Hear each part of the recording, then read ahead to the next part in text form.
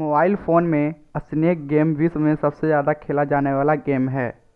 Twitter के लोगो में जो पक्षी है उसका नाम क्या है? मोदी जी का कलम का कीमत कितना है? आज हम ऐसे ही फैक्ट्स वीडियो के बारे में जानेंगे। फैक्ट्स नंबर 1, मोदी जी की कलम की कीमत 1,30,000 रुपये है। फैक्ट्स नंबर 2, चीन में आप किराए पर गर्लफ्रेंड ले सकते हैं।